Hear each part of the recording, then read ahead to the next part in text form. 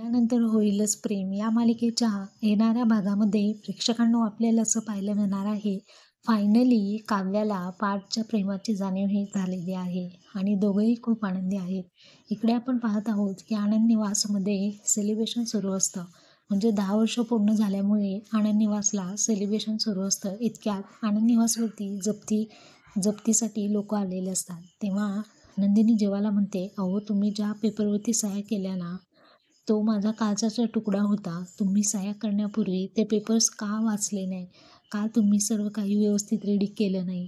आणि तुम्ही आत्ता केलेल्या चुकीची शिक्षा ही मला भोगावी लागते, असं म्हणत नंदिनी त्या बुलडोझरकडे धावत पळत जाते.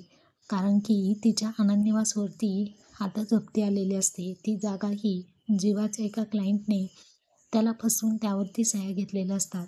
तर जीवालाही माहिती नसतं की हीच ती जागा म्हणजे आनंद निवासची जागा आहे. बिचारा जीवा हा तिला सरप्राईज देण्यासाठी आलेला असतो, परंतु होतं काही भलतंच. तर पाहूयात